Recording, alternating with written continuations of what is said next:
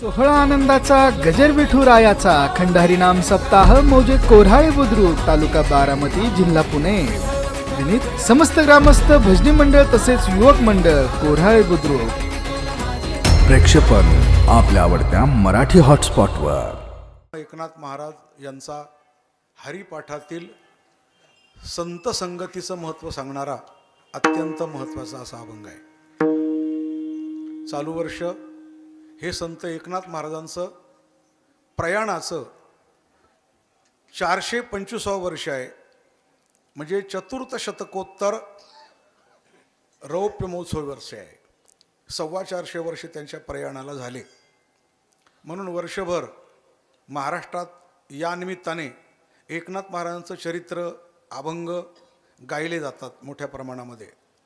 आपण हे असं ठरवलं की या वर्षात एकनाथ महाराजांचेच अभंग कीर्तनाला घ्यायचे असं आपण ठरवलं.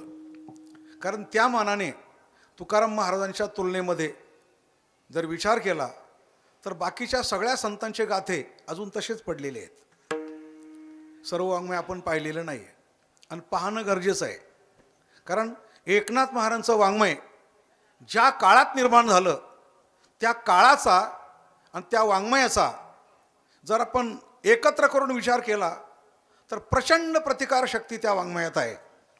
कारण तो काळ जो होता 1533चा काळ हा आक्रमणांच्या तीव्रतेचा काळ होता. आणि आक्रमणांच्या तीव्रतेचा काळ असल्यामुळे एकनाथ महाराजांनी त्या आक्रमणांच्या विरुद्ध प्रचंड अशी प्रतिकारशक्ती आपल्या लेखणीच्याद्वारे उभी केली. ते त्यांच्या वाङ्मयात पाहायला मिळतं. विठ्ठल विठ्ठल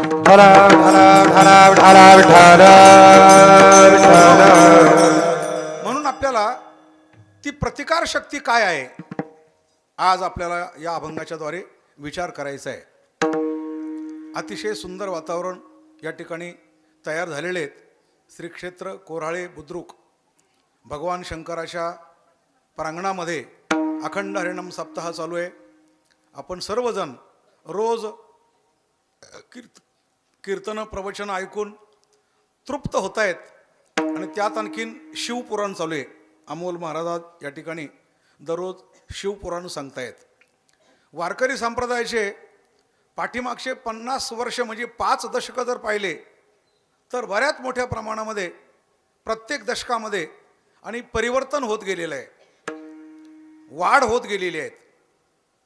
पहिल्या दशकात मी ज्याला 70 ते 80 हा काळ पाहिला तर कीर्तनकार फार थोडे, सप्ताह फार थोडे होते. दुसऱ्या दशकामध्ये 80 ते 90 हा काळ पाहिला तर 90ला ज्ञानोबारायांचा ज्यावेळेला जन्मशताब्दी सोहळा अधिकरून सुरू झाले, प्रत्येक गावागावात सप्ताह सुरू झाले. 90 ते 2000 या काळात तर खूप भरभराटी झाली. ज्ञानेश्वरीचा 700 वर्ष सोहळा साजरा झाला. घराघरात ज्ञानेश्वरी ग्रंथ पोचला त्या काळामध्ये. आणि नंतरच्या 20 वर्षामध्ये आपण प्रत्यक्ष पाहतोय की भरपूर कीर्तनकार, भरपूर प्रवचनकार, समाज जास्त जमू लागला.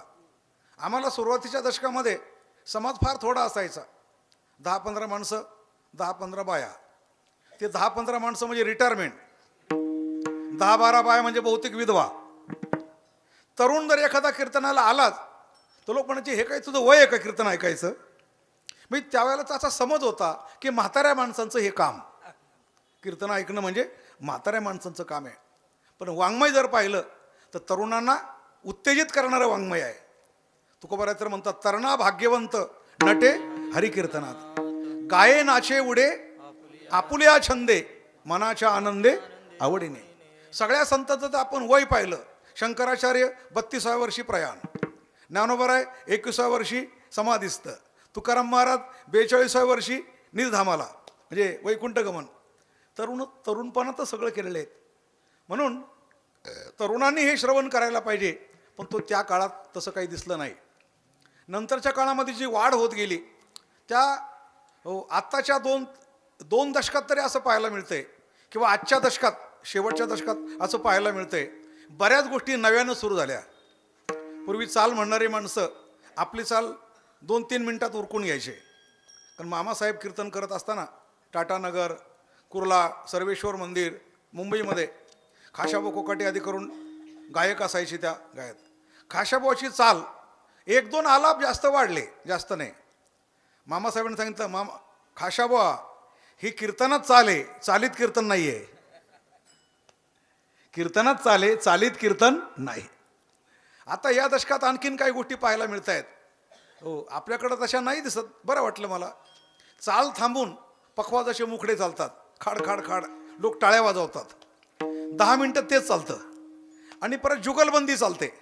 मला वाटतं आज जर आपण अशा प्रकारची जुगलबंदी केली, चाल थांबून केवळ पखवाजच 10-10 मिनटं वाजत राहिला, लोक टाळ्या वाजत राहिले, तर पुढच्या दशकात आपल्याला असं पाहायला मिळेल हो की कीर्तनकाराला कीर्तन थांबून, थांबा आता मला मुखडा वाजवायचा आहे, थांबा मला चाल म्हणायची. कीर्तन फार तर 10 ते 15 मिनिटं होईल, बाकी मग मुखडे चालतील, गायन चालतील. कीर्तनामध्ये ही साथ आहे. तुकाराम महाराज म्हणतात हो, जे पुढे कीर्तन करतात आम्ही फक्त त्या कीर्तनात साल म्हणत होतो हो, आणि चाल म्हणता म्हणता कीर्तनाला साथ देत होतो. स्वर द्या. गाती पुढे त्याचे धरावे ध्रुपद, गाती त्याचे पुढे धरावे द्रुपद, गाती पुढे त्याचे धरावे ध्रुपद, गाती त्याचे धरावे द्रुपद. भावे चित्त शुद्ध करोनिया,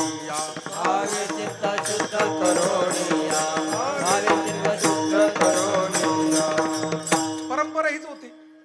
नामदेवराय तरी काय म्हणतात, नामदेव कीर्तन करी पुढे नाचे पांडुरंग, आणि जनी म्हणे ज्ञानदेवा बोला अभंग. कीर्तनकार नामदेव महाराज, आणि चाल म्हणणारे कोण, ज्ञानोबाराय, आणि ऑर्डर देणारे कोण, जनाबाई.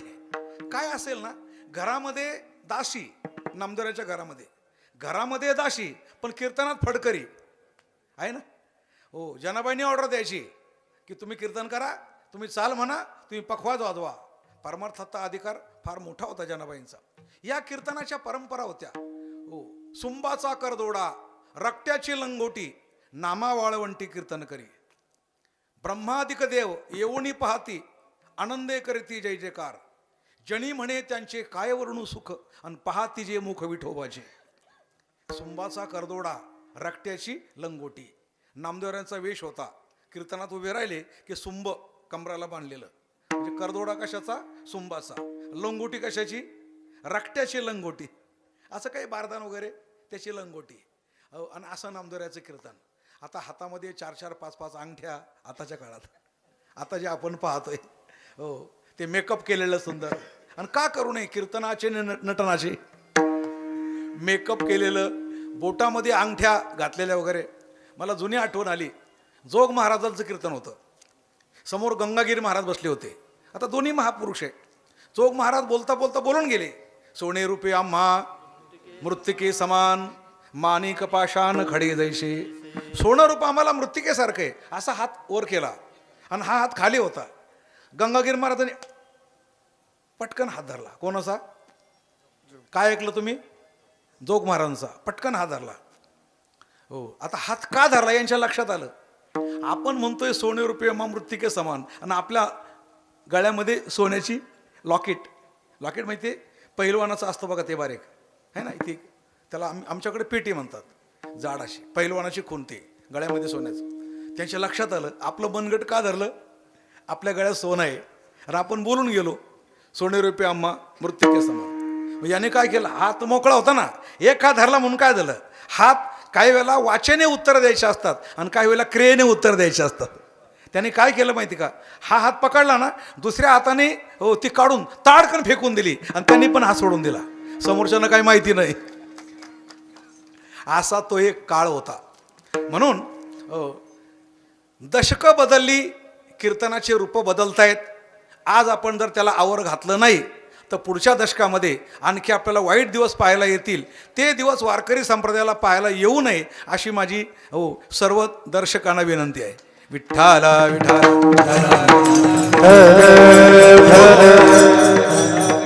दोन्ही पखवाजांची एकच थाप पाहिजे. एक तर कद धादा धिंता आता वाजवा, नाही तर मग धागिनाता वाजवा. पण तुमच्याबरोबर टाळ चालले पाहिजे, तुमच्याबरोबर टाळी चालली पाहिजे. टाळ आणि टाळी बरोबर चालली पाहिजे. विठ्ठला विठ्ठला, टाळी वाजवा.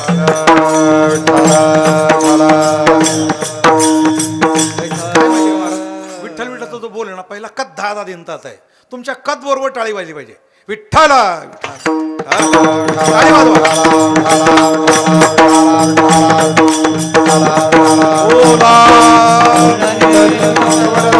बोला बोला. श्री ज्ञानदेव तुकाराम महाराज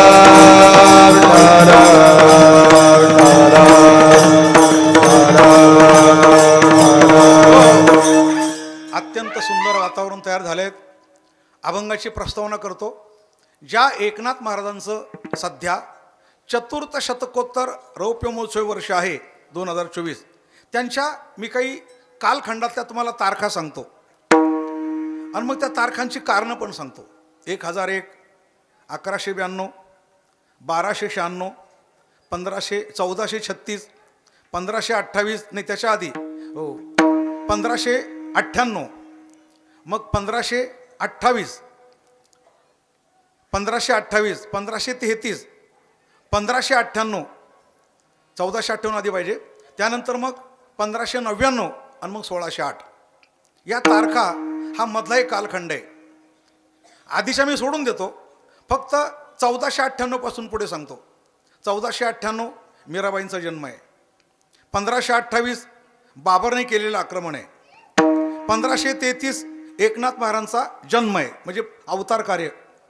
1530 मीराबाई संपूर्ण परमार्थामध्ये आपल्याला सर्वस्वाला झोकून दिलं आणि कार्याला लागल्या. 1598ला जिजाऊ महासाहेबांचा जन्म आहे आणि 1599ला एकनाथ महाराजांचं प्रयाण आहे. आणि त्यानंतर 1608ला तुकाराम महाराजांचा अवतार सुरू. विठ्ठला विठ्ठला.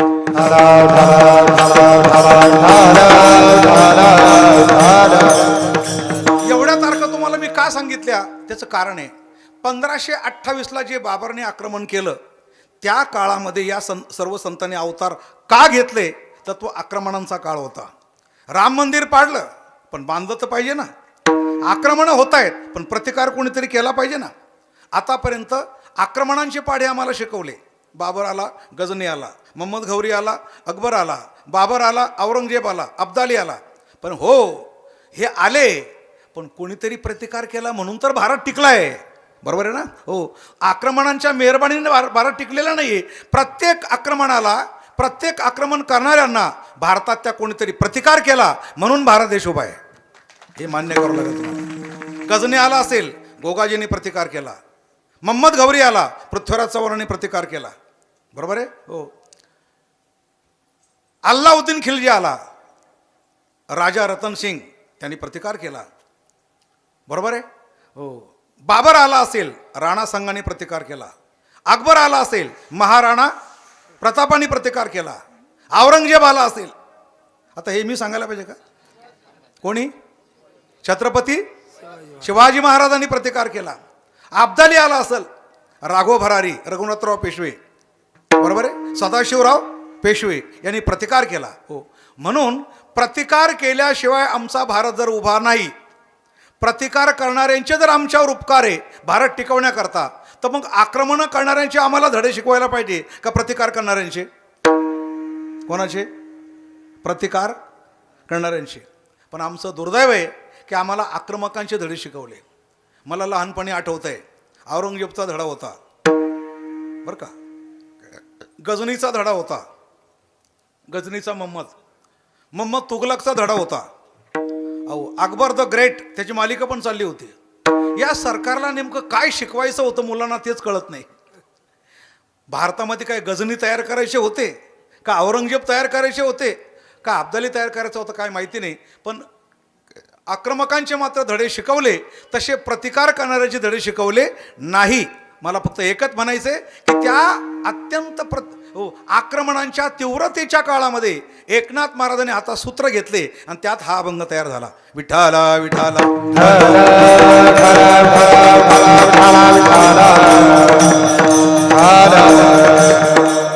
एकनाथ महाराजांनी ज्यावेळेला काळ बघितला ना, तो काळ आक्रमणांचा, ज्या आक्रमणांच्या काळामध्ये आपला धर्म पायाखाली तुडवला जात होता, स्त्रियांवर बलात्कार होत होते, आपले मुलूक लुटले जात होते आणि आपले सगळे मराठी हिंदू बांधव गुलाम अशा स्थितीमध्ये जगत होते. मी सप्रमाण सांगतो तुम्हाला, जोहारामध्ये एकनाथ महाराज म्हणतात, दावल मलिकाची पूजिती गदा, वर्षातून फकीर होती एकदा, मग डोला होता थंडा, हिंदू तुर्काचे खरकटे खाती की जी मायबाप, जोहार मायबाप जोहार. काय म्हटलंय? दावल मलिकाची पूजिती गदा, ती प्रथा होती, दावल मलिकाची गदा पुजायची. वर्षातून फकीर होती एकदा, आपले माणसं वर्षातून स्वखुशीने फकीर व्हायचे. कळलं ना काय व्हायचे? फकीर व्हायचे. आणि मग डोला होता थंडा, हिंदू तुर्काचे खरकटे खाती की जे मायबाप. हे एकनाथ महाराजांनी लिहिलंय. हिंदू तुर्काचे काय खाती? खरकटे. खरकट कळतंय ना, म्हणजे फकीराने आधी खायचं आणि मग उष्ट आपल्या हिंदूंनी खायचं. हिंदू तुर्काचे खरकटे खाती के जे मायबाप. मी एकही प्रमाण, एकही सिद्धांत गाथ्यात पाहिल्याशिवाय सांगत नाही. महापाप आपल्या म्हणतं सांगणं म्हणजे महापाप. समोरासमोर विरोध करत नाही, पण तो काळ इस्लामांचाच काळ होता. तो तुर्क म्हटला, सुन रे बम्मन अक्कल गधडे, बुडक्या मारे पान कुकडे, तुम्हारा शास्त्र जो कोई पढ़े ओ बड़े नादान, कमाक लोको शास्त्र चलाया, खुदा को कहते बंदिशाले में आया, उसे कंसासुर मारने आया, देवकी ने खुदा छपाया वो छुपाया, जग भुलाया हकीकत से. काय म्हटलं तो? कळालं का यातला एखादा शब्द? नाही कळाला. सुन रे बम्मन अक्कल गधडे म्हणजे काय? सुन रे बम्मन, बम्मन म्हणजे काय? ब्राह्मण. जरा जरा समजून घ्या. सुन रे बम्मन अक्कल गधडे म्हणजे काय? अक्कल नाही तुला. हे ऐकून घ्यावं लागत होतं त्यावेळेला. तो तुर्क मुसलमान म्हणतो, सुन रे बम्मन अक्कल गधडे, बुडक्या मारे पान कुकडे. नाक दाबतो, पाण्यात डुबके मारतो, बुडक्या मारे पान कुकडे, तुम्हारा शास्त्र जो कोई पडे, तुमचं शास्त्र जे कोणी वाचतात ना, ओ बडे नादान. हे नादान लोकांचं काम आहे. हो, कमाक लोको शास्त्र चलाया म्हणजे अक्कल कमी असे लोकांनी तुमचं शास्त्र लिहिले. म्हणजे वाल्मिकींनी किंवा व्यासांनी. तो काय म्हणतोय? कमाक लोको शास्त्र चलाया, खुदा को कहते बंदिशाले में आया. तुमचा खुदा बंदिशाळेत जन्माला आला म्हणजे कोण? बरोबर आहे ना, भगवान कृष्ण परमात्मा. खुदा को कहते बंदिशाले में आया, उसे कंसासुर मारने आया. क्या जग भुलाया हकीकत से बोले. काय गप्पा मारतायत, खोटं खोटं लोकांना सांगत असं तो म्हणतो. आता मला सांगा, असा जर आत्ताच्या काळामध्ये एखादा तुर्क मुसलमान आला कीर्तनकारापुढे, कीर्तनकारांनी चूप बसायला पाहिजे का? बरं बा तू मोठे बापाचा असं म्हणायला पाहिजे का? नाथ महाराज तरी म्हटले नाही. नाथ महाराज त्याला म्हटले, ऐक तुर्का परममूर्खा, सर्वाभूती देव देखा, हा सांडोनिया अवंका शून्यवादका का झालाशी. हे उत्तर आहे. विठ्ठला विठ्ठला कथा दिनता बोला.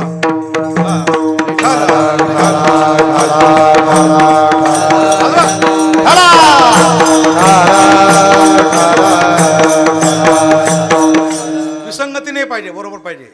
तुम्ही सुद्धा टाळी वाजवता, वाजू का नको, वाजू का नको, असे कसे काय टाळे होतात? गगनभेदीन आवाज गेला पाहिजे. विठ्ठला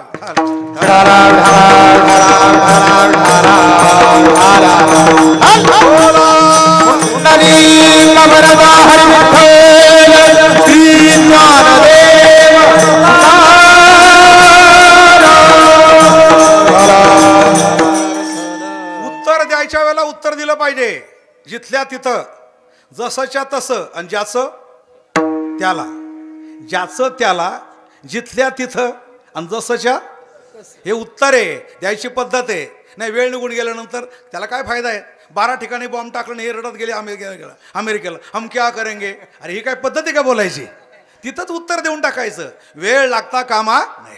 अटलजी गेले होते पाकिस्तानमध्ये 99च्या कारगिलच्या युद्धाच्या वेळेला.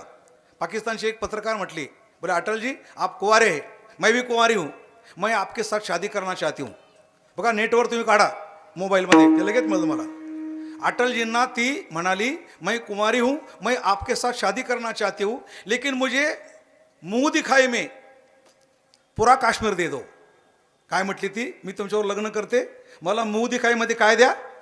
पुरा काश्मीर दे दो. अटल जी ने क्या उत्तर दिला माहिती का? कोई बात नहीं, तुम कुंवारी, मैं कुंवारा हूँ, मैं आपके साथ शादी करना चाहता हूँ, लेकिन मुझे दहेज में पूरा पाकिस्तान दे दो.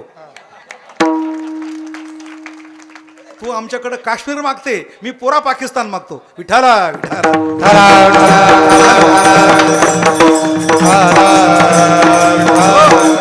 संत वाङ्मय म्हणजे प्रत्येक शब्दाला उत्तर आहे, क्रियेने उत्तर आहे. अहो भिंत चालवली म्हणजे काय? उत्तर येते, क्रियेने उत्तर आहे. तू चांगदेवावर वाघावर बसून येतो ना, अरे तू सजीवावर बसून येतो, मी निर्जीवाला चालायला होतो, याला म्हणतात उत्तर. कळलं का तुम्हाला?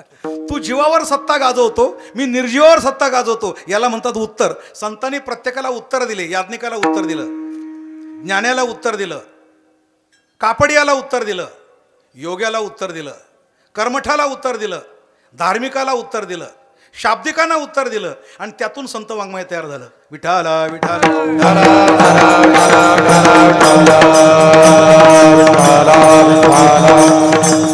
संत वाङ्मय म्हणजे उत्तर. बरोबर आहे ना? कारण का? अहो, संतांच्या आधी वेद होता की नव्हता? शास्त्र होते की नव्हते? पुराणं होते की नव्हते? बरं, महाभारत होतं की नव्हतं? सगळं होतं ना. अभंग लिहायची गरज काय होती? बरोबर आहे की नाही? महाभारत किती? 1.25 लाख श्लोकांचं. वेद किती? अनंत. पुराणं किती? 18 पुराणं. शास्त्र किती? 6 शास्त्र. मग एवढं असून कशाला लिहायचं विनाकारण? गाथेची काय गरज होती? ज्ञानेश्वरीची काय गरज होती? हो, तर हे लिहावं लागलं. याचा अर्थ असा आहे, मधल्या काळामध्ये शास्त्री, पंडित, योगी, योग या सगळ्यांनी हो जे जीवांसाठी निर्माण करून ठेवलं, हो, ज्याच्यामध्ये जीव गुरफडले गेले, त्यांना उत्तरं द्यायची होती, आणि म्हणून संत अवतीर्ण झाले. विठाला विठाला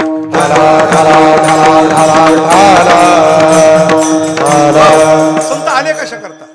आम्ही वैकुंठवासी, आम्ही वैकुंठवासी,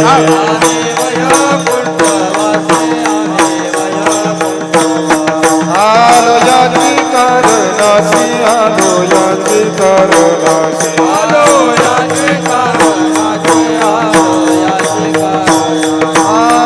बोलिले देवशी सात भावे भरताया, बोलिले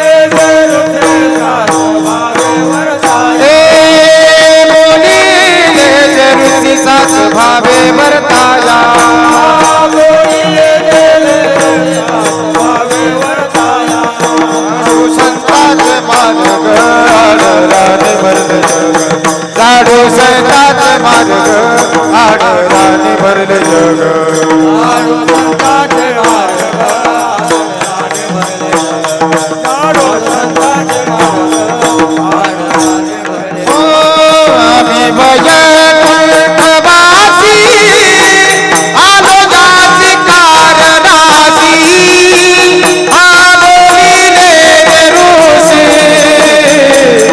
सात भावे भरताया. हो हो आलो याची कारणासी, आबोलीले सात भावे भरताया. आम्ही वैकुंठवासी आलो याची कारणासी. हेच कारण होतं. समाजामध्ये जी पोकळी निर्माण झाली होती, जी विसंगती निर्माण झाली होती, जी भेसळ निर्माण झाली होती, है ना? भेसळ म्हणजे काय? भेसळ म्हणजे काय? भेसळ म्हणजे कालवणी विष आणि केला अमृताचा नाश, है ना? आंगडे फाडून घोंगडे करी आणि अवकाळा तया परी. भेसळ भेसळ. आणि माणसं बरं का, हो, भेसळ करण्यात फार पटा येते. कशात काय भेसळ करायची तो एक अभ्यास आहे महाराज. एक दुकानदार दुकान उघडायच्या आधी, गावात शिवपुराण चाललं होतं, सकाळी दुकान उघडायचं होतं. तो बनिया आपल्या नोकराला म्हणतो, रामू दुकान खोल दिया? बोले खोल दिया, लेकिन बाकी काम सब पूरा हो गया. बोले क्या काम किया? हल्दी में लकड़ी मिलाया? बोले मिलाया. तेल में पानी मिलाया? बोले मिलाया. चावल में कंकल मिलाया? बोले मिलाया. चलो अभी कथा सुन के आएंगे. म्हणजे भेसळ. बरं का, याला काय म्हणायचं? भेसळ. तुकाराम महाराज म्हणतात, अरे कशी भेसळ करा, पण जिथं हा तुका नसेल ना तिथं भेसळ करा. आम्ही त्याचा निवाडा केल्याशिवाय राहणार. विकेल तेथे विका, माती नाव ठेवणी बुका, माती नाव ठेवणी बुका, नाव ठेवणी. विकेल तेथे विका, माती नाव ठेवणी बुका, माती नाव ठेवणी बुका, माती.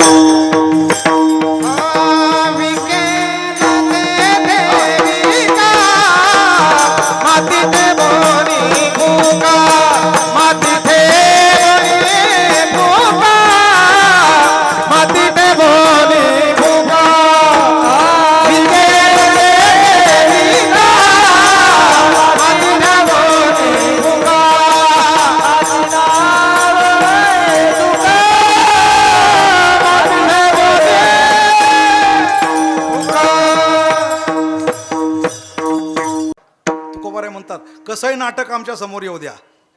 दृष्टांत सांगू का? मला माफ करा बरं का. म्हणतात एका बाईने गरवारपणाचं नाटक केलं, पण तुकोबारे म्हणतात गरवार हा विधी आणि पोट वाढविले चिंदी. हे आमच्या पुढं चालायचं नाही. आम्ही निवाडा करणार, कारण हंस वृत्तीने क्षीर निवडी ते पाणी आणि चोची हंसाची आणि किती बारीक मिसळ असो आम्ही निवाडा करणार. असा निवाडा करणारे संत या मृत्यूलोकात जे आले ते झाडू संतांचे मार्ग, अडराणी भरले जग. शास्त्र होते, पुराण होते, मनुस्मृती होती, महाभारत होतं, तरी संत वाङ्मय तयार झाले. याचं कारण आहे बरं का. संत म्हणजे अंतिम सिद्धांत असतो. संत म्हणजे अंतिम. त्याने काय केलं माहिती आहे का? जसं व्यवहारमध्ये आपण पाहतो, आता सध्या जर विचार केला तर मजूर काम करतो, गरीब काम करतो, श्रीमंत त्याचं शोषण करतो, श्रीमंत त्याचं शोषण करतो, चोर दोघांच्या घरात चोरी करतो, डॉक्टर तिघांकडूनही बिल वसूल करतो, वकील चौघांना गुमराह करतो, नेता 5 जणांवर राज्य करतो, स्मशानवाला 6 जणांना जाळतो आणि संत 7 जणांना मुक्ती देतात. अंतिम कोण आहे? संत. म्हणून तुम्ही काय करा माहिती आहे का? प्रॅक्टिकली 15-15 मिनिट सर्वजण बसून पहा. 15 मिनिट बरं का, 15 मिनिट एखाद्या फौजी जवानाजवळ बसा. 15 मिनिट 15 मिनिट लाईफ इन्शुरन्सच्या एजंटजवळ बसा. 15 मिनिट किराणा दुकानदाराजवळ बसा. 15 मिनिट बेवड्याजवळ बसा. 15 मिनिट बायकोजवळ बसा. 15 मिनिट संतांजवळ बसा. आता कारण आहे का? 15 मिनिट फौजी जवानाजवळ बसा. समर्पण काय असतं तो काय एका मिनिटात शिकेल. आज आहे उद्या नाही, पण करील तर लढूनच मरेल. फौजी जवान 15 अनुभव आहे शेजारी बसण्याचा. 15 मिनिट फौजी जवानाजवळ बसा. 15 मिनिट लाईफ इन्शुरन्सच्या एजंटजवळ बसा. तो 2 मिनिटात शिकविल जगण्यापेक्षा मरण्यात किती लाभ आहे. आता विस्तार करायला लावू नका मला. जगण्यापेक्षा मरण्यात किती लाभ आहे. 15 मिनिट पुढाऱ्याजवळ बसा. न शिकता माणूस काय करू शकतो, शिक्षण न घेता माणूस काय काय करू शकतो तुम्हाला पाहायला मिळालं. 15 मिनिट बरं का, 15 मिनिट तुम्ही एखाद्या बेवड्याजवळ बसा. जगणं किती सोपं आहे. जगणं किती, त्याला काहीच करावं लागत नाही. प्यायचं आणि पडायचं. उचलणारे उचलतात, कपडे धुणारे धुतात. 15 मिनिट बायकोजवळ बसा. जगणं किती अवघड आहे त्याच्या विरुद्ध. जगणं किती अवघड आहे. आणि 15 मिनिट आमच्या संतांजवळ बसा. बैसता संताचे संगती, संताचे संगती कळो आले कमलापती, आपुले कोणीच नभती, निश्चयाचे दृढ झाला. हो कमलापती, आपुले कोणीच नभती, निश्चयाचे दृढ झाला. संतच जीवाचा उद्धार करतात. वेद असो, शास्त्र असो, आणखी काय जे असेल ते असो, शास्त्रकार. कारण एकनाथ महाराजांनी सर्वांबरोबर तुलना करून पाहिली. आता मी सांगितल्याप्रमाणे शास्त्र्यांच्या मताला अनुमोदन दिलं तर काय होतं. पंडिताच्या मताला हा मोठा अभंग येतो. शास्त्रीयांच्या मता द्यावे अनुमोदन, परितेने हित नोहे काही, असा मोठा अभंग आहे. पंडिताच्या वचना द्यावे अनुमोदन, परिहित नोहे जाण तेने काही. मग आता सर्व लावा. वैयाकरणीयाच्या मता द्यावे अनुमोदन, परिहित नोहे जाण तेने काही. याज्ञिकाच्या मता द्यावे अनुमोदन, परिहित नोहे जाण तेने काही. आता आपण लावा. नेत्यांच्या मता द्यावे अनुमोदन. हे काही सांगायची गरज नाही.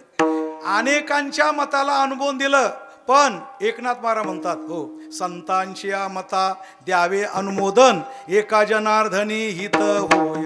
एका जनार्दनी हित होय, एका जनार्दनी हित होय. संतांच्या मता द्यावे अनुमोदन, संतांचे मता द्यावे अनुमोदन, संतांच्या मता द्यावे अनुमोदन, संतांचे मता द्यावे अनुमोदन. एका जनार्दनी हित होय, एका जनार्दनी हित होय. जनार्दन हित होय. आपलं हित जर करून घ्यायचं असेल संतांच्याच मताला अनुबंध द्यायला पाहिजे.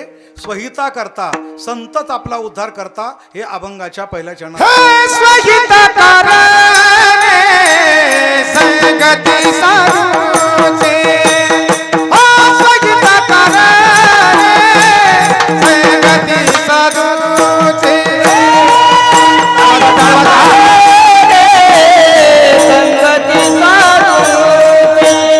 स्वहित कारणे संगती साधूचे. स्वहिता कारणे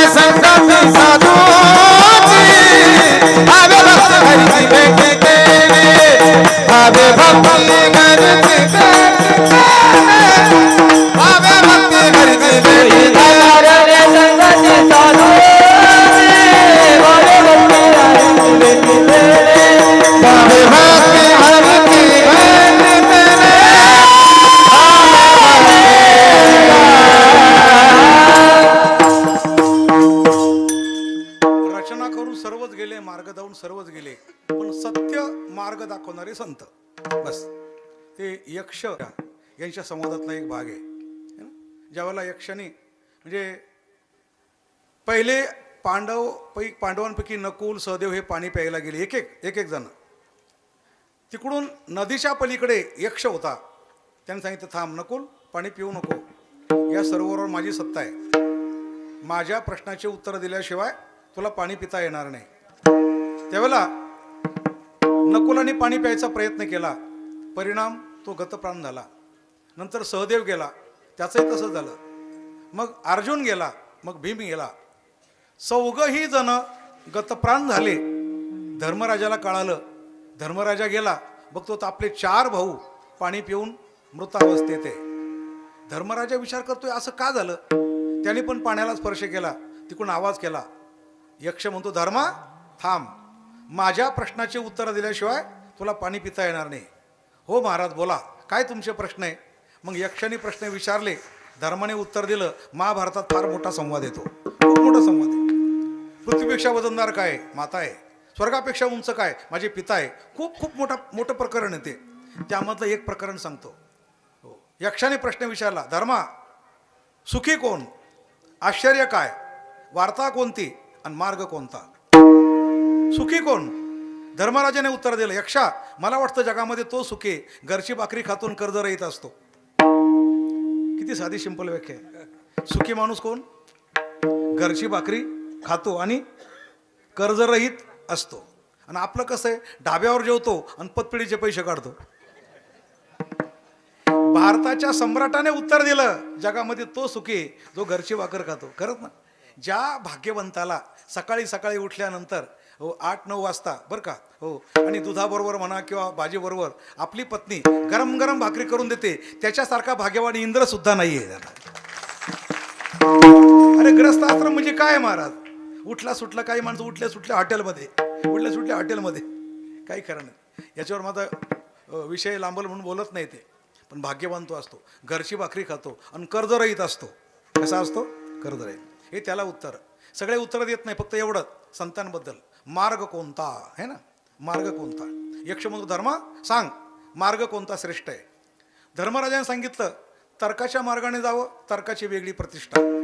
तर्को प्रतिष्ठा श्रुती विभिन्न नैको रुसिरी यस्य वचः प्रमाणम धर्मस्य तत्वम निहितं गुहायाम महाजनो एन गतस्थ पंथा. हे धर्मराजाने उत्तर दिलं. तर्काची वेगळीच प्रतिष्ठा, धर्माचं तत्व नीट कोणाला कळत नाही, श्रुतींच्या मतात मत नाही. मला असं वाटतं संत ज्या मार्गाने गेले त्या मार्गाने आपण चालावं. महाजनो एन गतस्थ पंथा म्हणजे संत ज्या मार्गाने गेले त्या मार्गाने आपण चालावं. म्हणून स्वहिताकारणे संगती साधूची भावे भक्ती हरीची भेटे तेने. बिनधास्त चला संतांच्या मार्गाने. कारण जगामध्ये सगळे जरी मार्गस्थ असले, योगी त्याचा पण एक मार्ग आहे, यागी त्याचा पण एक मार्ग आहे. पण 5 जणांना 5 शब्द वापरतो. आमचे जुने कीर्तनकार म्हणायचे बरं का, लुच्चा, बच्चा, कच्चा, अच्छा आणि सच्चा. किती झाले? 5. लुच्चा, बच्चा, कच्चा, अच्छा आणि सच्चा. आता ऐका ते कोण कोण आहे. लुच्चा चारवाक म्हणजे लुच्चा, याज्ञिक बच्चा, कापडी कच्चा, योगी अच्छा आणि संत सच्चा. सच्चा कोण? संत. आता विस्तार आहे का? हो. चारवाक लुच्चा. लुच्चा का म्हणायचं?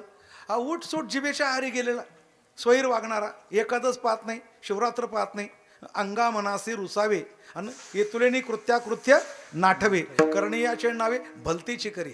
अशा प्रकारचे ढाब्यावर जेवणारे, मांसाहार करणारे, मद्यपान करणारे, अशा प्रकारचा चारवाक जिभेच्या आहारी गेलेला, त्याला म्हणायचं लुच्चा. आता बच्चा. बच्चा म्हणजे कोण? लुच्च्यापेक्षा बरा. बच्चा हा लुच्च्यापेक्षा बरा. कारण का? तो सेवन करतो पण जरा विधीने, थोडा फरक आहे. म्हणजे यज्ञ करतो, धान्य जाळतो, होम करतो, हवन करतो, पुण्य संपादन करतो आणि स्वर्गातलं सुख भोगतो. आता स्वर्ग सुख म्हणजे काय? जसं इथं चहा आहे तिथं अमृत आहे, इथं स्त्री आहे तिथं अप्सरा आहे, इथं हत्ती आहे तिथं ऐरावत आहे, बरोबर आहे, इथं घोडे तिथं उच्चैश्रव आहे. सगळंच तिथं आपल्यापेक्षा उच्च प्रतीचं आहे, म्हणून त्याला याज्ञिक म्हणायचं. पण बच्चा का? बच्चा अरे बच्चा, पुण्याच्या बळावर तू स्वर्गात आहे, पण एक ना एक दिवस ते पुण्यसुद्धा संपणार आहे आणि तुला खाली यावं लागणार आहे. त्याला बच्चा म्हणायचं. त्याला काय म्हणायचं? बच्चा. आता कच्चा. कच्चा म्हणजे कोण? कापडी. कच्चा का म्हणे त्याला? भटकतो, फिरतो, काशी गया मथुरा प्रयाग सारखं भटकतो, पण भटकून काय होतं?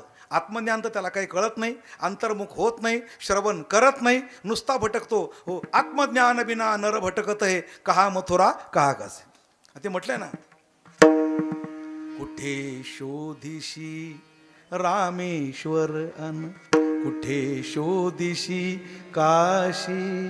हृदयातील देव राहिला हृदयातून उपाशी. देव सवळ आहे, तुझे आहे तुझं पासती. नुसते भटकतात माणसं, नुसते फिरतात. आता हे फिरणाऱ्यांचं कसं आहे माहिती आहे का? याच्यात पण 5 वर्ग आहे बरं का. चटपट चटपट, खटपट खटपट, लटपट लटपट, फटपट फटपट आणि तळमळ तळमळ. हे झाले. प्रमाणाशिवाय बोलत नाही बरं का. माऊलीचा अभंग आहे हा, माऊलीचा अभंग आहे. चटपट चटपट म्हणजे काय माहिती का? तळलेलं खाऊ का, तिखट खाऊ का, फोडणीचं खाऊ का, आलं टाकून खाऊ. हे जिभेच्या आहारी गेलेले. आणि कोण? संन्याशी. आमंत्रण घेतो बुवा, पण सकाळी सकाळी मिसळ चांगली बनवायची बरं का. काय आमंत्रण घेता तुम्ही? याला चटपट नाद म्हणायचं. हे 5 नाद आहे बरं का. 5 नाद वेगळे बरं का. 9 चाळे. 5 नाद आणि चाळे किती? 9 चाळे आहेत. आता आलो गाणे म्हणून सांगतो. चाळे कोणाकोणाचे कसे असतात ऐका.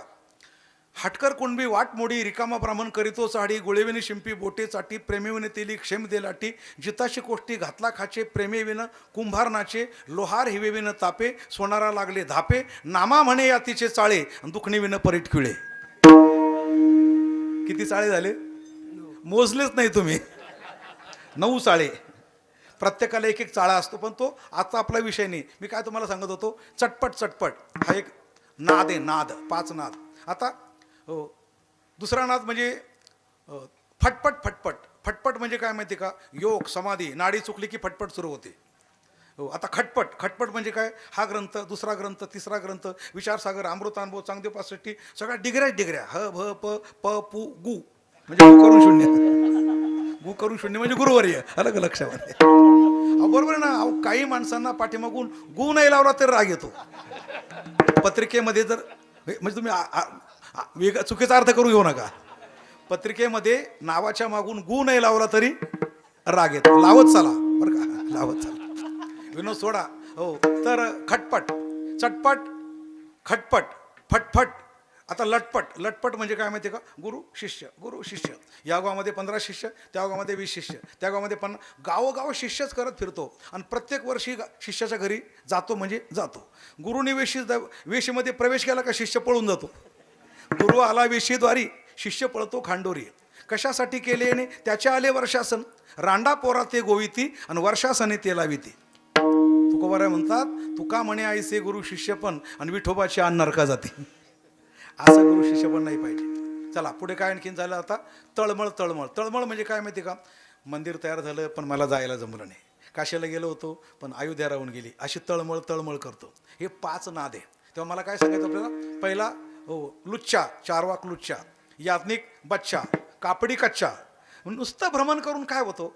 फिरून काय होत नाही. माणसाने फिरल्यापेक्षा हो स्थिर बसावं. कबीर महाराज म्हणतात बघा, हो एक उलट गणित आहे. पळणारा जागेवर असतो आणि बसणाऱ्याचा प्रवास चालू असतो. पळणारा जागेवरच असतो आणि बसणाऱ्याचा प्रवास चालू असतो. कसा? ऐका. कहे कबीर उलटा ज्ञान कौन करे विचार, कहे कबीर उलटा ज्ञान कौन करे विचार, अस्थिर बैठा पाव काटे चला चली नाही पार. अस्थिर बैठा, जागेवर बसलाय पण चिंतन चालू आहे. ठाईचं बैसोणी करा एक चित्त आणि आवडी अनंत अळवावा. त्याचा प्रवास चालू आहे. मैं कोण, आया कहा से, जाना कहा है, ब्रह्म कोण, ब्रह्म की कपाट कोण, कौन में कोण समाया, हा विचार करतो. त्याचा प्रवास चालू आहे. कोहम कथमिदम जातम को वै कर्तास्ति विद्यते उपादानम किमस्तिह विचार स्वयं ईदृशा. त्याचा प्रवास चालू आहे. आणि नुसते भटकतात, नुसते फिरतात, नुसते फिरतात. त्यांचा प्रवास होऊनही काही उपयोग होत नाही. ते जाग्यावरच असतात. अस्थिर बैठा पाव काटे चलाचली नाही पाय. म्हणून भ्रमण करणारा कापडी होऊ नका. तो त्याला बच्चा हो कच्चा म्हटलेले आहे. कापडी कच्चा. आता योगी अच्छा. लुच्चा, बच्चा, कच्चा आणि अच्छा चौथा. योगी अच्छा. अच्छा का? तो भटकत नाही, तो धान्य जाळत नाही, तो स्वैर वागत नाही, अंतर्मुख होतो, चिंतन करतो, समाधीमध्ये राहतो, आनंद भोगतो. याला म्हणतात अच्छा. योगी कसा? अच्छा. पण सच्चा नाही आहे ना.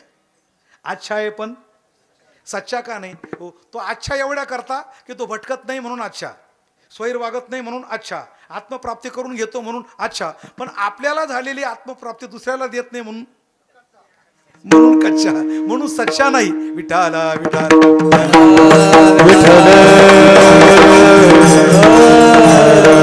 मला सांगा, योग्यासारखी समाधी ज्ञानोबाला लागत होती की नव्हती? योग्यासारखी समाधी तुकाराम महाराजाला घेता आली असती की नाही? नामदेवाला समाधी सगळ्यांना येत होतं पण ते समाधी लावून बसले नाही ते. मग त्याने काय केलं माहिती का? आपल्याला जे मिळालं ते लोकांना देत फिरले. हां, एक वेळा जाणविधी, एक वेळा ओ एक वेळा जाणविधी, एक वेळा जाणविधी. पक्वाचा आवाज कमी करा. रहा शिस्ती धरोनिया रहा चित्ती, धरोनिया रहा चित्ती. नेघे भार सांडी कामा हाती, नेघे भार सांडी कामा हाती, नेगे भार सांडिका माते, नेगे भार सांडिका माते. घेऊन फिरती गा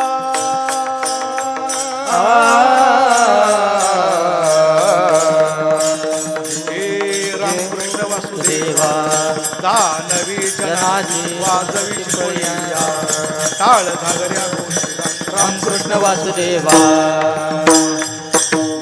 घेऊन फिरती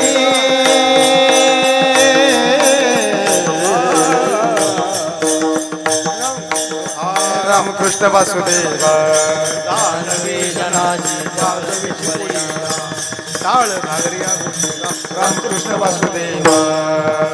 वासुदेवा. फडकऱ्यांच्या झाली बरं का या जुन्या. हो निज घेऊन, निज घेऊन म्हणजे काय? निज आत्मसुख घेऊन फिरती का.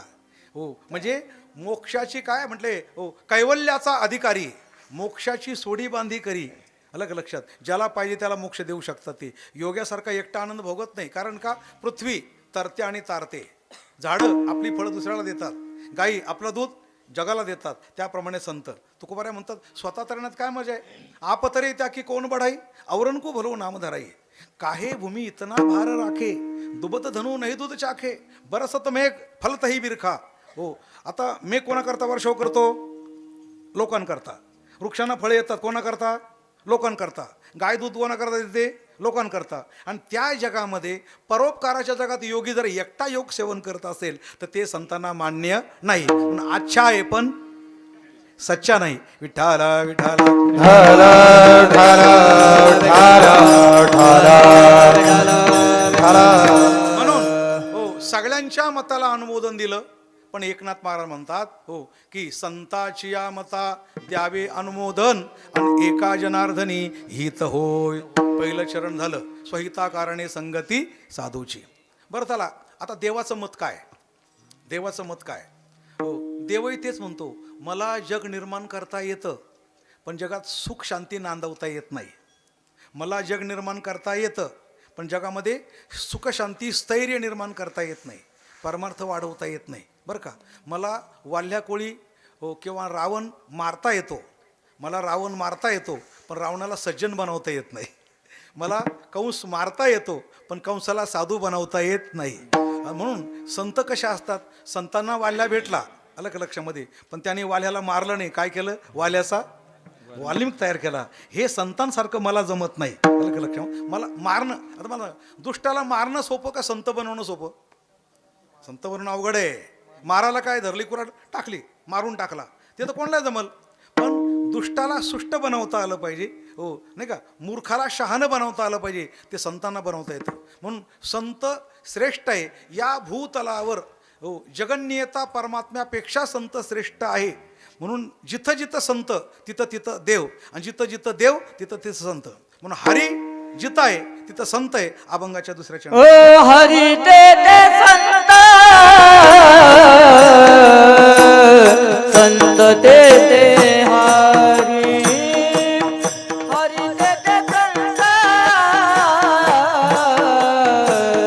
संत ते हरी. हरी ते संत, संत ते हरी. हरी ते संत, संत ते हरी. हरी ते संत, संत ते हरी. हरी ते संत, संत ते हरी. हरी ते संत, संत ते हरी. हरी ते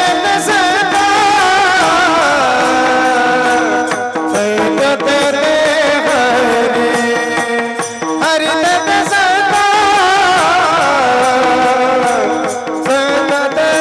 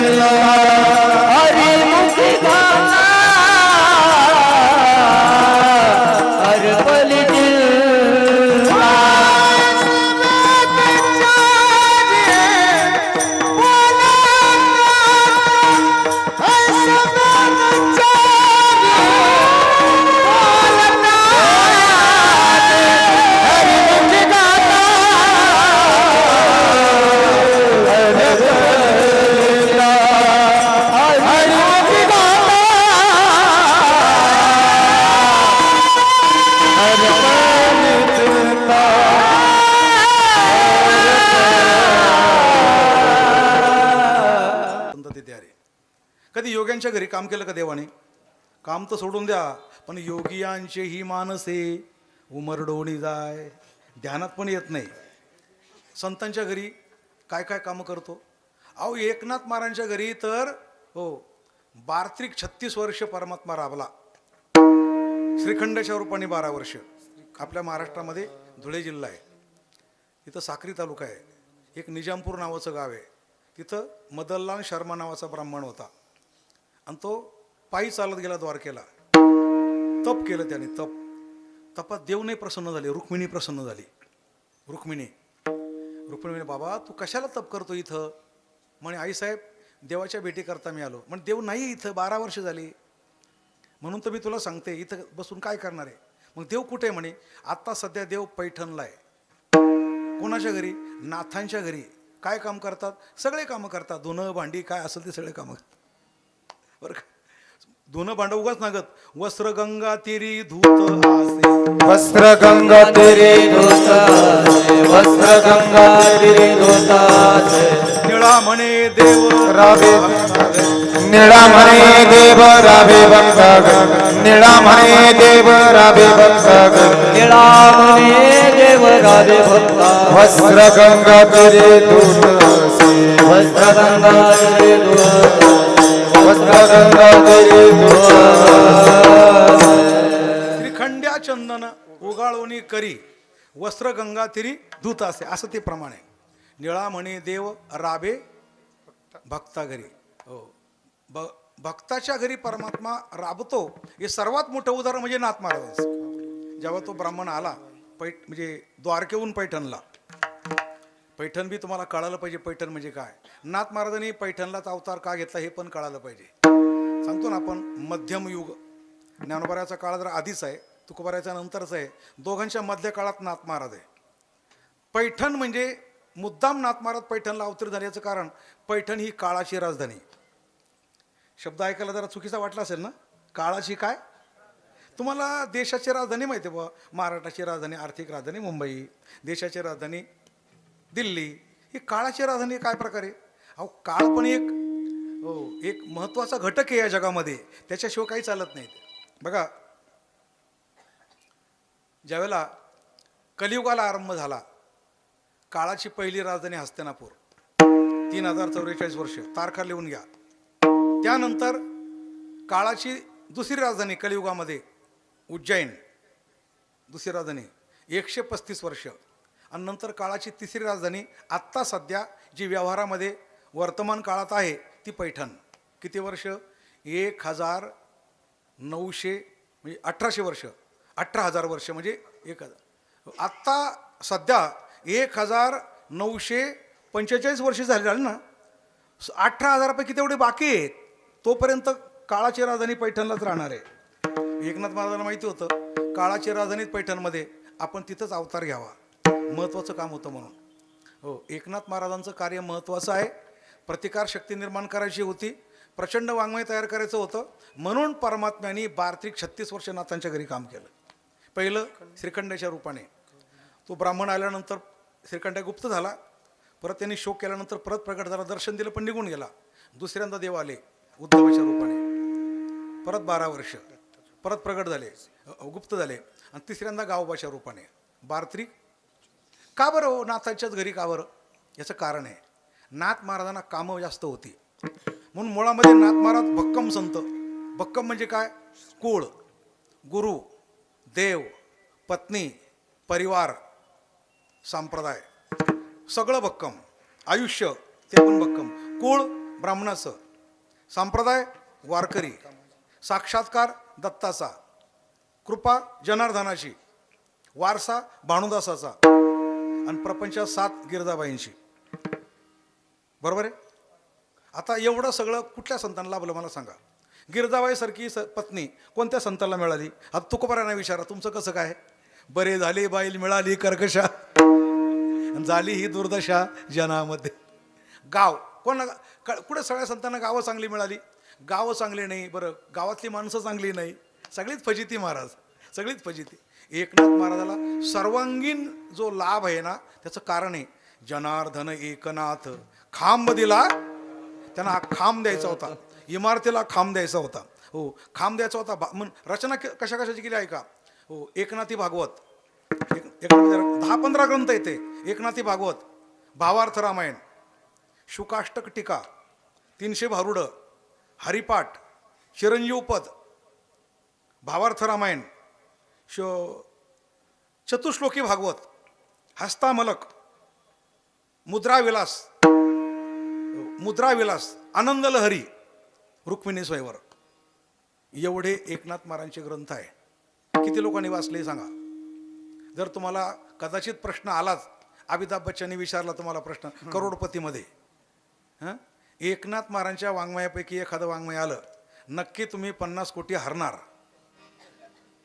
कारण का माहीतच नाही ना आपल्याला किती लिहिलं आणि काय लिहिलं म्हणून सांगतो तुम्हाला की एवढं मोठं वाङ्मय लिहून 450 होऊन गेले. आज आपण हरिपाठ पाहतोय. स्वहिता कारणे संगती साधूची हरिपाठ. ती सुकाष्टक टीका तर माहितीच नाही आपल्याला काही. हां, आता ते नाही 15 ग्रंथ आहे महाराज, ते प्रश्न उत्तर आहे, छोटे छोटे ग्रंथ आहे महाराज. आता चिरंजीव पद म्हणजे माणसानी चिरंजीव सत चित आनंद या पदापर्यंत जाण्याकरता जे शब्द स्पर्श रूप रस गंध आहे ना, याच्यापासून दूर राहिलं पाहिजे, त्याच्याकरता चिरंजीव पद आहे. रुक्मिणी स्वयंवर म्हणजे काय? रुक्मिणी स्वयंवर म्हणजे भगवान कृष्ण परमात्म्याने ज्याप्रमाणे रुक्मिणीचं स्वयंवर तिला आणलं, उचलून आणलं, हो, तो एक ग्रंथ नाथ महाराजांनी लिहिला मुद्दाम. का? अलीकडं बरेच लोक मुलींचं लग्न जमत नसल तर ब्राह्मण सांगतो, हो, रुक्मिणी स्वयंवराचे 2-3 पारायण करा, जमून जाईल तुम्हाला. हे सगळे अभंग आहे. आनंदलहरी, आपल्या गुरुचं वर्णन करताना एकनाथ महाराजांना जो आनंद निर्माण झाला, आनंदाच्या लहरी निर्माण झाल्या, त्या लहरींचं वर्णन केलं, त्याला म्हणतात आनंद लहरी. असा सगळा तो भाग आहे सगळा. हो, मुद्राविलास म्हणजे तो समाधीचा एक प्रकार आहे. हा आपला प्रत्येकाचा आनंद येतो. तसा एकनाथ महाराजांनी प्रयत्न करून सगळ्या प्रकारचे ग्रंथ लिहिले. असे एकनाथ महाराज, हो, त्यांच्याच घरी परमात्मा का राबतो मला एवढं सांगायचं होतं. हरी तेथे संत आणि संत तेथे हरी. देवाला माहिती आहे ना, एकनाथ महाराजांचं कार्य जगात कोणी करू शकत नाही. एकनाथ महाराज म्हणजे तर कमी वाजवा थोडं सोड द्यावं. बघा, ज्यावेळेला एकनाथ महाराज षष्टीचा उत्सव करायचे, षष्टीचा उत्सव बरं का, कोणती षष्टी? नाथषष्टी नंतर, नाथ महाराज गेल्यानंतर नाथषष्टी, पण ते असताना षष्टीचा उत्सव, कारण गुरूंची जयंती करायची. आपल्या गुरुचा जन्म षष्टीचा, आपल्याला अनुग्रह षष्टीचा, दत्तात्रयाचं दर्शन झालं षष्टीला, हे सगळे षष्टीचेच योग आहे. 6 योग येतो. पण नाथ महाराज असताना जे उत्सव करायचे, आमंत्रण द्यायला गेले आंबेजोगाईला दासोपंतांना, आणि दासोपंतांच्या घरी वाड्यामध्ये नाथ महाराज बाहेर उभे थांबले आणि त्या द्वारपाला सांगितलं की मला दासोपंतांचं दर्शन करायचं आहे. द्वारपाल मला इथं थांबा, नाव काय सांगू? म्हणे सांगा, पैठणचा नाथ भेटायला आला म्हणून सांगा. तो द्वारपाळ मध्ये गेला. मध्ये काय चाललं होतं माहिती का? दासोपंत सोंगट्या खेळत होते. कोणाबरोबर? दत्ताबरोबर. विठ्ठला विठ्ठला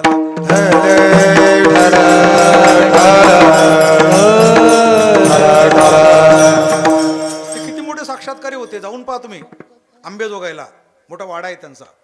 दासोपंत आणि दत्त सोंगट्या खेळत होते. हा द्वारपाळ गेला, हात जोडून म्हणू लागला, स्वामी, कोणीतरी दारामध्ये याचक आलाय, तो तुमच्या भेटी करता आलाय. यांनी सांगितलं, काय नाव काय? नाव काय सांगितलं? म्हणे पैठणहून आलाय. त्यांनी सांगितलं, सांगा पैठणचा नाथ तुम्हाला भेटतोय म्हणून. यांना वाटलं कोणीतरी आहे. विचार केला मनामध्ये एक क्षणभर, आत्ता बोलवावं का दत्त गेल्यानंतर बोलवावं? जाऊ दे, बिचाऱ्याला आत्ताच बोलून घेऊ, बिचाऱ्याला दर्शन तरी घडल. बिचाऱ्याला हे नंतर सांगतो तुम्हाला, बिचाऱ्याला म्हणजे काय. नाथानी वाड्यात पाय ठेवला, दत्त गुप्त झाले. नाथ महाराज आले. काय गुळ पाणी वगैरे झाल्यानंतर नाथाने आमंत्रण दिलं. सांगितलं, महाराज, आमच्याकडं फाल्गुन वद्य षष्टीचा उत्सव असतो, आम्ही आमंत्रण द्यायला आलो, 7 दिवस आमच्याकडे या, मोठा सप्ताह असतो म्हणे, भरपूर लोक जमतात. दासोपंत म्हटले, पण तुम्हाला माहिती का आमचे शिष्य किती आहे? कमीत कमी 400-500 शिष्य माझ्याबरोबर राहतील. एवढं घर, राहणं, खाणं वगैरे नाही म्हणे. तो आमचा श्रीखंड सगळं बघून घेईल, तुम्ही काय काळजी करू नका. आता तो श्रीखंड कोण आहे? ब्रह्मांड नायक आहे. ती काही काळजी करू नका, तो सगळं बरोबर करणार. आणि आमंत्रण देऊन नाथ महाराज आले. 2-4 दिवस सर्व उत्सव होता. हो, सप्ताहाच्या पहिल्या दिवशी ज्यावेळेला मिरवणूक निघाली पालखीमधून, हो, त्यावेळेला दासोपंत स्वारी तिकडून येत होती. दासोपंतांना वाटलं पैठणमध्ये मिरवणूक चालली, कोण आहे? आपण ती सप्ताहाची मिरवणूक पहिल्या दिवशी निघत असते. आणि दासोपंत ज्यावेळेला पुढं आले मिरवणुकीसमोर, तर बघतो तर सर्वात पुढं दत्त. मिरवणुकीमध्ये चोपदार कोण होतं? दत्त चोपदार.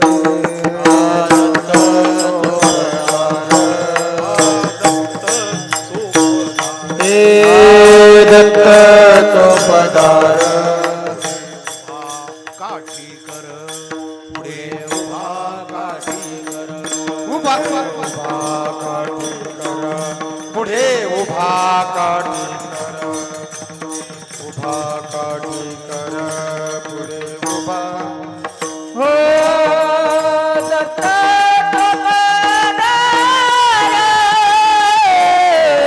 पुढे उभा काठी कर, पुढे उभा काठी कर, पुढे उभा काठी कर.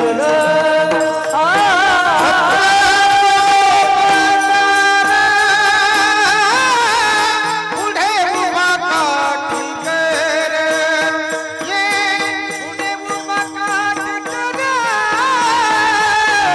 पुढे उभा काठी कर.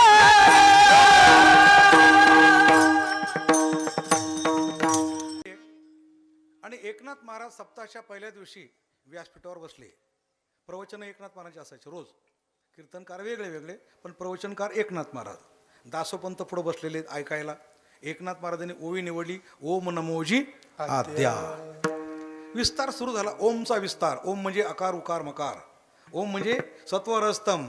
ओम मध्ये सर्व सृष्टी कशी आहे है ना. हो, ओम मध्ये हो सगळ्या प्रकारचं जग कसं सामावलं गेलेलं आहे हे सांगता सांगता 7 दिवस संपून गेले. ओम नमो जे आद्या पण पूर्ण झालं नाही. ओवी तर राहिलीच, फक्त ओमचा विस्तार करता करता 7 दिवस संपले. दासोपंत म्हणे काय माणूस आहे म्हणे, काय प्रकारे विद्वत्ता आहे, काय ब्रह्माचं झाड काय विस्तार करतो. कारण वक्त्याच्या ठिकाणी पदच्छेदो पदार्थोक्ती विग्रह वाक्ययोजना आक्षेपस्ते समाधानम व्याख्यानम पंचलक्षणम. व्याख्यानाची 5 लक्षणं असतात, ती करता आली त्याला वक्ता म्हणतात है ना. हो, विग्रह करता आला पाहिजे, पदच्छेद करता आला पाहिजे, पदार्थोक्ती करता आली पाहिजे, हे सगळं वक्त्याला जमलं पाहिजे. नाथ महाराज म्हणजे विद्वान. हो, 7 दिवस संपले. दासोपंत उठायला तयार होईना. दासोपंत महाराज आम्हाला पूर्ण ओवी ऐकायची हो. अहो ज्ञानेश्वरीच्या 9033 ओव्या, त्यातल्या पहिल्या अध्यायाची एकच ओवी, एका ओवीतल्या 4 टुकांपैकी एकच टूक, त्याचं एकच अक्षर फक्त ओम, आणि त्या ओम अक्षरावर तुम्ही 7 दिवस घालवले, सगळी ओवी कधी संपणार. हे सांगायचं कारण काय होतं, दासोपंतांनी एक ग्रंथ लिहिला होता आणि त्याच्या ओव्या आहेत त्या 1.25 लाख. किती ओव्या? 1.25 लाख.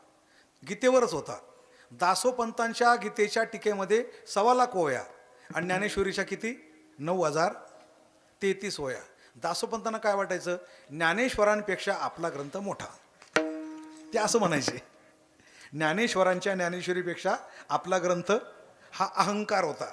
हो, म्हणून दासोपंताचा अभिमान आणि गेला घेताची दर्शन. ज्या वेळेला असा विस्तार झाला, नाथ महाराज म्हटले बघा सगळी ओवी मी 7 दिवस सांगू शकत नाही, पण ऐकायची मला, मग चातुर्मासात या म्हणे. दासोपंत घरी गेले अंबेजोगाईला आणि बरोबर चातुर्मास सुरू व्हायच्या दिवशी म्हणजे आषाढ शुद्ध एकादशीला आले. बसले पुढं, आता मला पूर्ण ओवी ऐकायची. मग परत नाथ महाराज चातुर्मासात एक ओवी घेतली फक्त. 4 महिने, आषाढ शुद्ध एकादशी ते कार्तिक शुद्ध एकादशी चालले. ओम नमोजी आद्या. मग आद्या म्हणजे काय, वेद म्हणजे काय, प्रतिपाद्य काय, असं जेमतेम चातुर्मासात एक ओवी पूर्ण केली. दासोपंत म्हटले महाराज 4 महिन्यात तुम्ही एकच ओवी पूर्ण केली, अशी जर ज्ञानेश्वरी तर मी माझ्या 1.25 लाख ओव्यांचं काय करू. आता विस्तार म्हणजे काय हो, विस्तार म्हणजे विद्वत्ता असते का. फार लांबवणं आणि फार बोलणं म्हणजे विस्तार असतो. नाही, फार बोलणं म्हणजे फार विद्वत्ता असते का. का शॉर्टमध्ये योग्य बोलणं म्हणजे विद्वत्ता. योग्य ते फार बोलणं म्हणजे काय, माणसं फार बोलतात. माईक चांगला पाहिजे, समोर माणसं पाहिजे आणि यांना बोलायला परवानगी मिळाली पाहिजे. काय बोलतील त्याचा भरोसा नाही. एका सभेमध्ये कीर्तनामध्ये कोणीतरी एका वक्त्याला बोलायला दिलं, म्हणजे तुमचं 10 मिनिटात उरकून घ्या. यांनी बोलायला सुरुवात केली, अर्धा तास झाला पण उरकायला तयार होईना. पुढं समाज बसलेला होता, माईकला आवाज चांगला होता, बोलत राहिला अर्धा तास. हो, शेवटी वैतागला. पुढे एक माणूस काठी घेऊन उभा राहिला, सभेमध्ये काठी घेऊन उभा राहिला. यांनी पाहिलं, अरे हो नाही नाही नाही आता उरकून घेतो म्हणे. तो काठीवाला म्हटलं चालू द्या तुमचं, चालू द्या. तुम्ही काठी येऊन का उभे राहिले. नाही, तुम्हाला उभं कोणी केलं त्याला पावतोय म्हणे. लांबवणं म्हणजे काय विद्वत्त असते का. अजिबात नाही हो. लांबवणं म्हणजे काय असतं माहिती का. आता मी दिंडीतला अनुभव सांगतो. आम्ही माऊलीच्या सोहळ्यामध्ये जवळजवळ 28 वर्ष चालत होतो. दिंडी नंबर 43 गोविंद महाराज केंद्रे. हो, आता सासवडच्या मुक्कामाला अचानक मुंबईकर यायचे आणि एकाच रात्रीला 500 लोक वाढायचे एकदम. आता स्वयंपाक जर 250 लोकांचा केला आणि 500 लोक वाढले तर तारांबळ व्हायचे ना. मग पहिल्या पंक्तीला वाढणारे जे असायचे ना, ते म्हणायचे केंद्रे महाराज 500 माणसं वाढलेत, भात आहे पण डाळ कमी पडली, काय करायचं. अरे मग दुसऱ्या पंक्तीला काय करा, आता हे मी सांगायला पाहिजे तुम्हाला. गरम पाणी करून डाळीमध्ये टाका, मग डाळ पातळ हो द्या, पातळ पण पुरली पाहिजे ना. मग आमचे वाढणारे जे आहेत ना, पहिल्या पंक्तीला वाढताना काय म्हणत होते, वरणराम भातराम वरणराम भातराम वाढताना वरणराम. पण दुसऱ्या पंक्तीला पाणी टाकल्यानंतर मग काय म्हणायचे, पाणी वरणराम पाणी वरणराम पाणी वरणराम. तसं दासोपंतांची ज्ञानेश्वरी म्हणजे काय, पाणी वरणराम. बरोबर ना. विस्तार केला म्हणजे ज्ञान वाढलं असं नाही. हो, एका क्षणात एकनाथ महाराजांनी दासोपंताचा अभिमान घालवला. दासोपंतांचा अभिमान गेला घेताची दर्शन. अशा प्रकारचे नाथ महाराज, अनेकांचा गर्वहरण करणारे नाथ महाराज. म्हणून नाथ महाराजांच्याच घरी परमात्मा इतका राबला. याचं कारण का, नाथ महाराजांचं काम मोठं होतं, प्रचंड प्रतिकार शक्ती उभी करायची होती, अनेक ग्रंथ लिहायचे होते. नाथ महाराजाला फुरसतच नव्हती. अंथरून टाकायला फुरसत नाही, कपडे धुवायला फुरसत नाही. त्यामुळे सगळी कामं परमात्मा करत होता. तुम्ही काम करा, तुम्ही ग्रंथ लिहा, तुम्ही भागवत लिहा, तुम्ही भावार्थ रामायण लिहा, तुम्ही हरिपाठ लिहा, तुम्ही चिरंजीव पद लिहा, मी तुमचं धुणं धुतो. म्हणजे अशा प्रकारे एकनाथ महाराजांच्या घरी परमात्मा राबला. आता आपण असं म्हणूया, हरी तेथे संत आणि संत तेथे हरी, दोन चरण झाले. आता बाकीच्या चरणात फक्त शब्दशः अर्थ सांगतो. आयसे वेदचारी बोलताती, हे मी नाही सांगत. संत तिथं हरी, हरी तिथं संत. कोण सांगताय, आयसे वेद सांगतात. वेद आणि वेदापेक्षा मोठा पुरावा आणखी कुठला नाही, सर्वात मोठा पुरावा. पर मग वेद असं सांगतात, हो, पण वेद तर फार मोठा आहे. वेदाचा पहिला अधिकारी ब्रह्मदेव आहे. नाथपारा म्हणतात त्याला तरी कुठं कळतोय वेद. ब्रह्मडोळ साते वेदार्थ न कळे आणि तेथे आंधळे व्यर्थ होती. का बरं व्यर्थ होती, अहो वेदार्थाचा गोवा कन्या अभिलाष वेदे नाही असे सांगितले. म्हणून संत श्रेष्ठ, ब्रह्मदेवापेक्षाही, सृष्टी उत्पन्न करणाऱ्या ब्रह्मदेवापेक्षाही श्रेष्ठ. आणि अशा प्रकारे वेद जरी असला तरी वेदाचं जे बीज आहे बरं का, वेदाचं बीज, बीज आधी का झाड आधी, बीज आधी मग वृक्ष. वेदाचा विस्तार भरपूर केला, पण बीज जर काय असेल तर ते भगवंताचे हरिहरी अक्षरे. वेदाचे हे बीज हरी अक्षरे दोन्ही, आणि एका जनार्दनी हरी बोला विठोबार कुमारी विठोबार कुमारी जय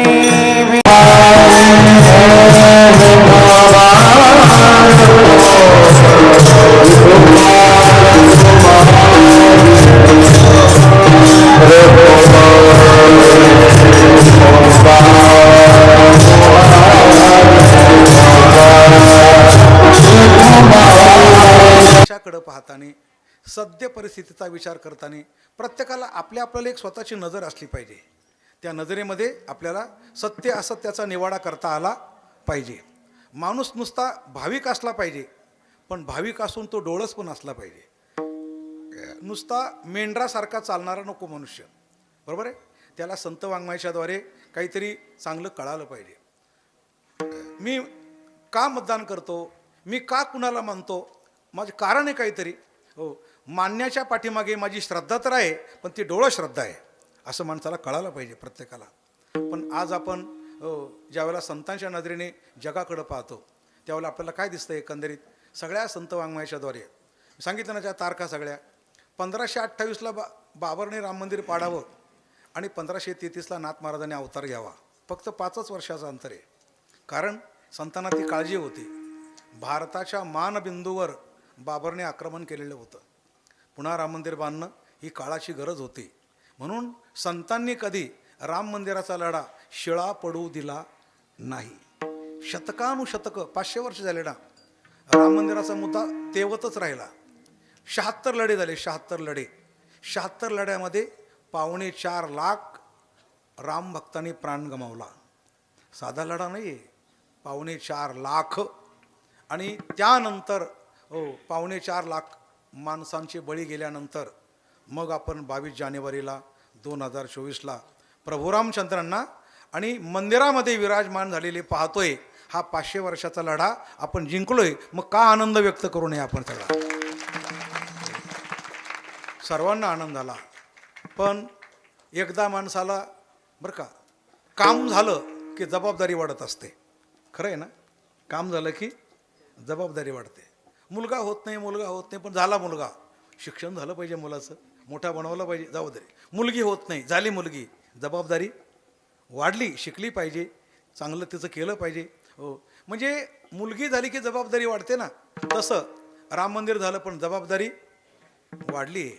कारण जर 1528 साली एक बाबर अफगाणिस्तानमधून येऊ शकतो आणि राम मंदिर पाडू शकतो, बरोबर आहे, तर याच्यानंतर पुन्हा बाबर निर्माण होणार नाही कशावरून? त्या काळात ती परिस्थिती तशी होती, तशी परिस्थिती पुढं होणार नाही कशावरून? हो, त्यावेळेला एक बाबर होता आणि अफगाणिस्तानमधून आला होता. वास्तविक पाहता हे सगळे लुटेरे लोक, गझनीपासून तर अब्दालीपर्यंत हे सगळे कोण? लुटेरे. म्हणजे भारतामध्ये कशालाच कमी नाही आहे. एक थोडा युक्तिवाद सांगतो. आपल्या दिल्लीला एका मोठ्या नेत्याचं भाषण चालू होतं आणि त्या भाषणात तो बोलून गेला, हम हजारो सालों से गरीबी से झूंझ रहे हैं, असं तो बोलला. हजारो साल से गरीबी से झूंझ रहे. आणि तो काळही तसा होता ना, म्हणजे बाहेरून ते मिलो, ते गहू यायचे, लाल ज्वारी यायची, ते तेल यायचं, त्याचा वास यायचा, पण खावा लागत होतं. बलगर, सुकडी आहे ना, ती यायची, खावा लागत होती. का? म्हणजे भारत गरीब आहे, तेवढं पिकत नाही, भारतात तेवढं पिकत नाही, लोकसंख्या जास्त आहे, त्यामुळे तिकडे डुकरं खात नाही, ते इकडं भारतात माणसांना खावा लागत होतं. हो, डुकरं खात नाही ते भारतात खावाला. मी तर खाले होती बलगर, सुकडी, काय वास यायचा तो, भात, लाल जेव आहे, लाल गहू, अतिशय ज्वारी वाईट, पण खात होतो. मिलो, हो, त्या पण खात होतो.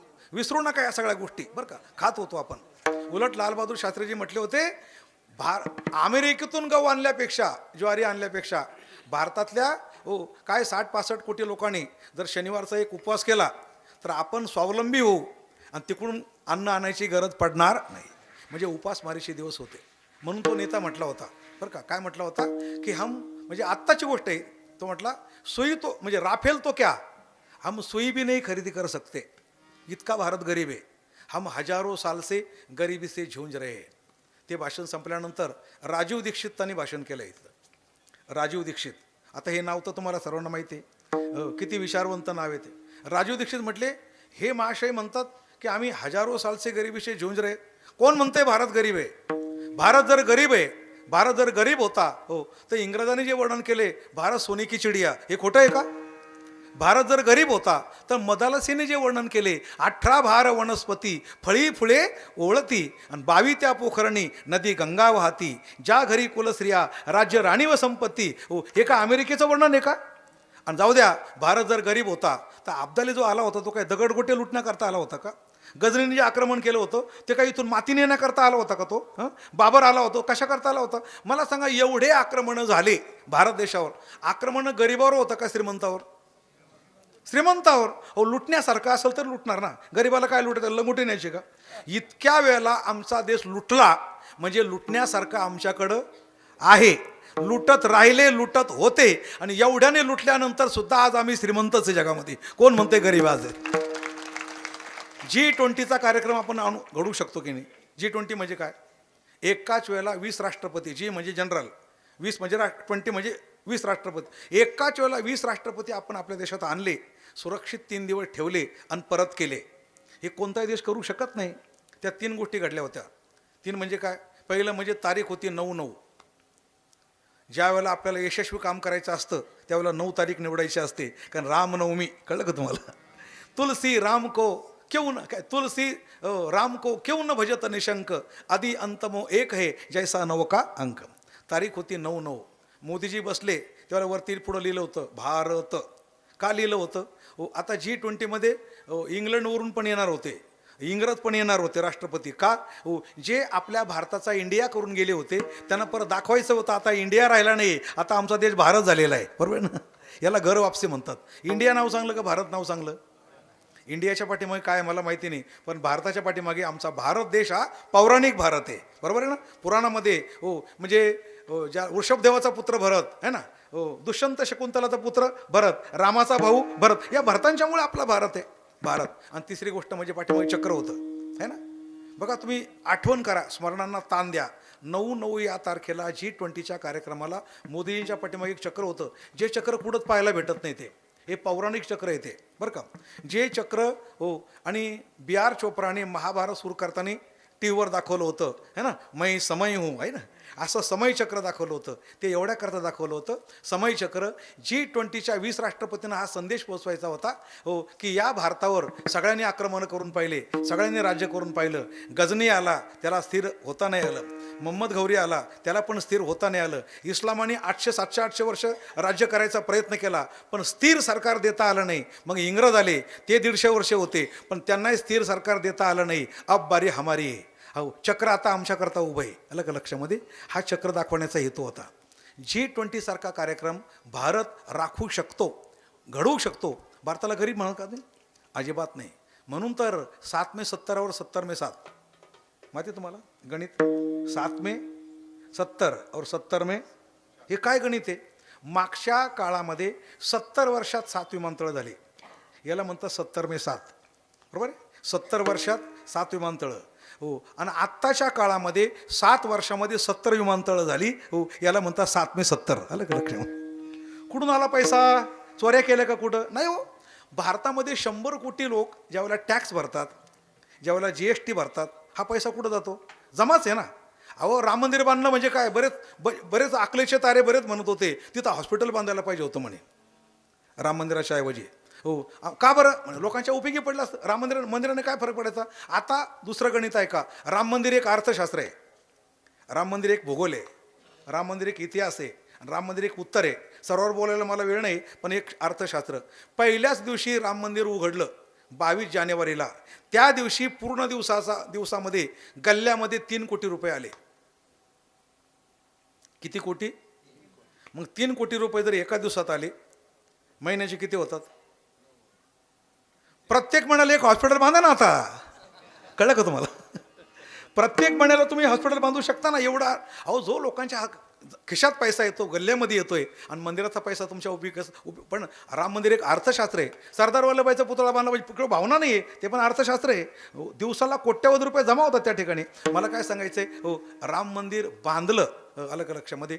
राम मंदिराच्या पाठीमागे जो इतिहास आहे हा सगळा, राम मंदिर एक प्रकारचं उत्तर आहे. उत्तर प्रश्नाला उत्तर आहे. हो, तुम्ही राम मंदिर तोडण्याकरता लाखाची फौज बाहेरून आणली होती अफगाणिस्तानमधून, आणि मग राम मंदिर पाडलं आहे ना.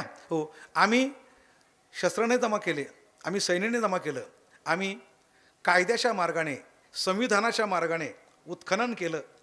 हो, पुरावे काढले, ते पुरातत्व खात्याकडे दिले, मग कोर्टामध्ये मांडले, मग वकील दिला.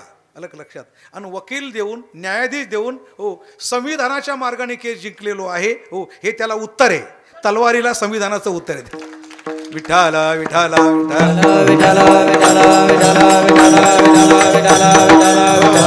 जय श्रीराम. जय श्रीराम. नाही, आवाज नाही निघाला. जय श्रीराम. जय श्रीराम. असा आपल्याला आनंद व्हायला पाहिजे की आपण संविधानाच्या मार्गाने कोणाचा रक्ताचा थेंब न सांडता. आलं का लक्षात? मला सांगा, देश आमचा, राम आमचा, आणि पैसे सुद्धा, आणि राम आमचा, देश आमचा, कायदा आमचा, न्यायाधीश पण. आणि आमच्या विरोधामध्ये 22 वकील होते. ते कोण? अमेरिकेचे होते का? कमाल आहे ना. 22 वकील आपल्या विरोधामध्ये. बरं, या 22 वकिलांना फी तर द्यावी लागली असेल ना. कोणी दिली होई फी? सगळी चीनने दिली का? काय गमतीदार देश आहे ना. 22 वकिलांनी. बरं, ते काय असे स्वस्त वकील नव्हते, खूप महागडे वकील. बरं का? एवढ्या महागड्या वकिलांना, 22 वकिलांना, आलं का लक्षामध्ये, आपण चॅलेंज केलेलं आहे. आणि चॅलेंज करून 22 तारखेलाच, हो, आपण राम मंदिर का बांधतोय तर 22 वकिलांच्या नाकावर टिचून आपण केस जिंकलोय, म्हणून 22 तारीख निवडली त्याच्याकरता. आलं का लक्षामध्ये? हो, 22 तारीख निवडली. राम मंदिर झालं. अत्यंत महत्त्वाची गोष्ट आहे. फक्त एकच, मंदिर झालं पण जबाबदारी वाढली. पुन्हा दुसरा बाबर येऊ नये. एक छोटा युक्तिवाद सांगतो बरं का. मंदिर तर टाटा बिर्लांनी पण बांधलं असतं. एखाद्या पण पहिलं मंदिर तर विक्रमादित्याने बांधलं होतं ना. मग असा आता काही श्रीमंत लोक नव्हते का? कुठल्याही एका माणसाने बांधून दिलं असतं, पण नाही. हो, याच्या पाठीमागे विश्व हिंदू परिषदेची एक दृष्टी आहे. काय दृष्टी? प्रत्येक माणसापर्यंत विश्व हिंदू परिषद राम भक्त गेले. तुम्हाला जे द्यायचं ते द्या. 50 रुपये दिले तरी आम्ही घेऊ, 10 रुपये दिले तरी आम्ही घेऊ, पण तुमच्याकडून आम्हाला पैसे घ्यायचे. लोकांनी पण दिले महाराज. रस्त्यावरच्या लोकांनी दिले, पार भिकाऱ्यापर्यंत. माझ्याकडून 10 रुपये घ्या, पण घ्या. असं करता करता अब्जावधी रुपये जमा झाले. पण अब्जावर रुपये जमवता अख्खा भारत जागा केला. भारतातला तळागाळातला माणूस जागा केला. आता प्रत्येक माणसाला काय वाटतंय? राम मंदिर माझं आहे, राम मंदिराला मी 10 रुपये दिले, मी 50 दिले. आत्ता जर एखादा बाबर येणारा असेल तर त्याला 100 वेळा विचार करावा लागेल. आता मंदिर एकट्याचं नाही आहे, आता हे मंदिर 100 कोटी हिंदूंचं मंदिर झालेलं आहे ते. आता ते कुणा एकट्याचं राहिलेलं. अहो, एक विचारवंत मुसलमानाने डोक्याला हात लावला. भारतातले मुसलमान मूर्ख आहे म्हणे, झोपलेल्या भारताला जागं केलं. झोपलेल्या भारताला, हो, निद्रिस्त होता भारत एकदम.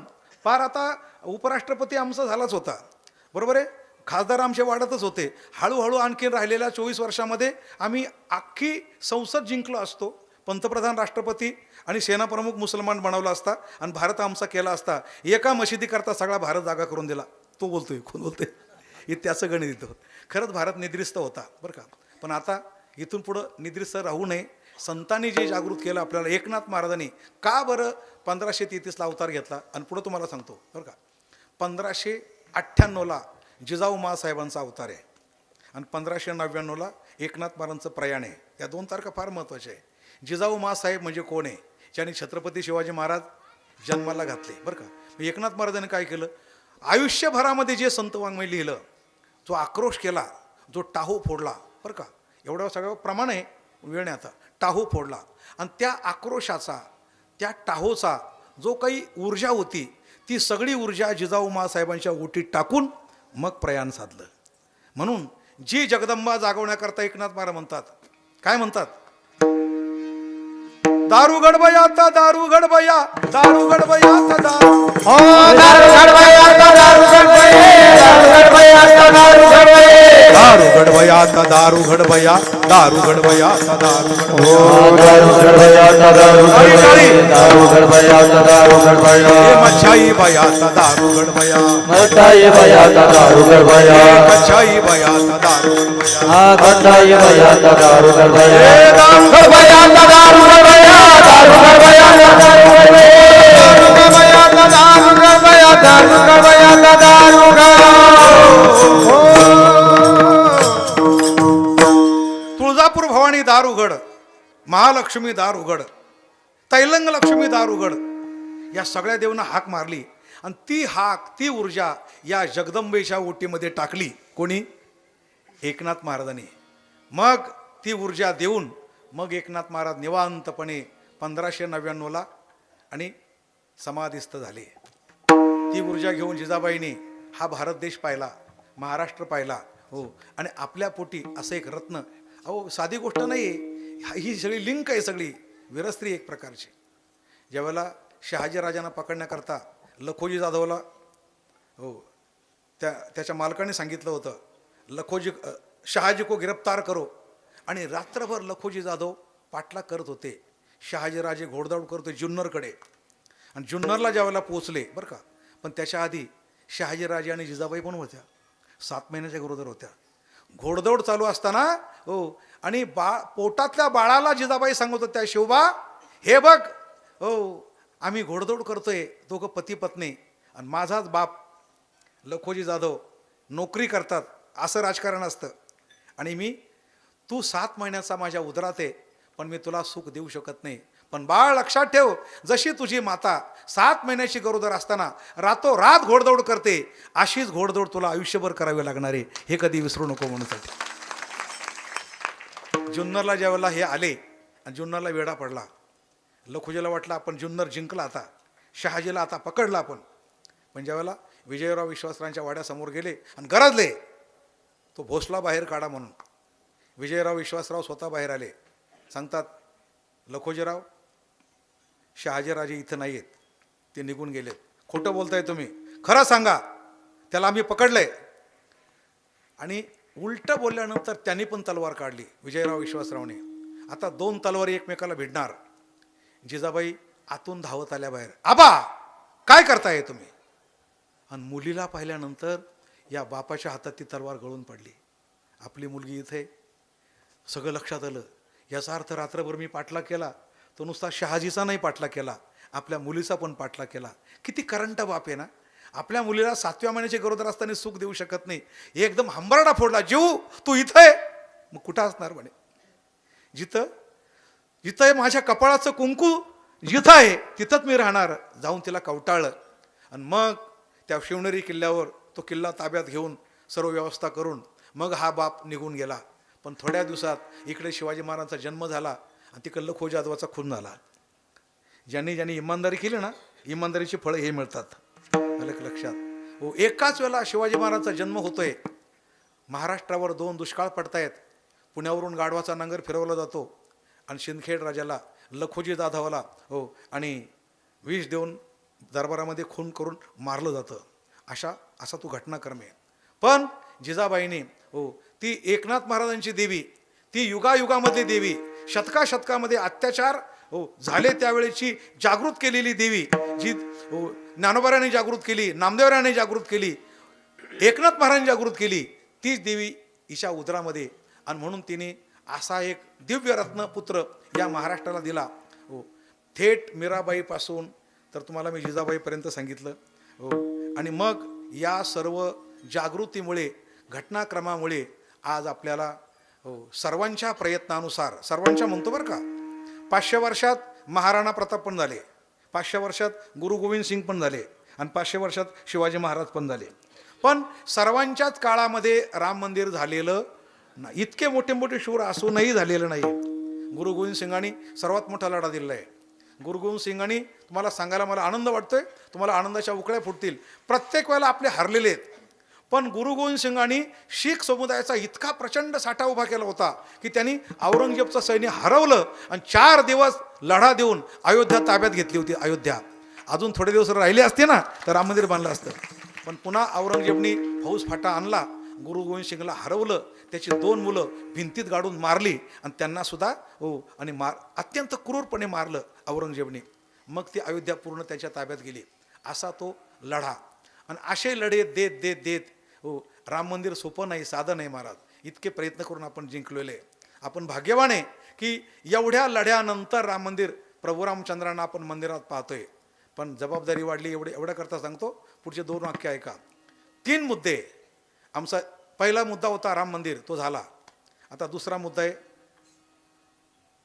भारत हिंदू राष्ट्र. भारत हिंदू राष्ट्र का? जगात सगळ्या राष्ट्रांची धर्मावर स्थापना आहे, बरोबर आहे. ख्रिश्चनांना राष्ट्र आहे, यहुदींना राष्ट्र आहेत, इस्लामांचे राष्ट्र आहे. हिंदूंकरता एक राष्ट्र असायला पाहिजे. भारत हिंदू राष्ट्र अजून तरी नाही आहे. त्याची घटना आहे. सेक्युलर म्हणतात त्याला, सर्वधर्म समभाव म्हणतात. पण हिंदू राष्ट्र व्हायला पाहिजे. दुसरी गोष्ट आणि तिसरी गोष्ट म्हणजे भारत विश्वगुरू व्हावा. विश्वगुरू ती वेळ आता येऊन ठेपलेली आहे. कारण विश्वामध्ये शांती निर्माण करण्याकरता कोणत्या धर्माकडे किती ज्ञान आहे हे सर्व विश्वाने पाहिलेले आता, बरोबर आहे.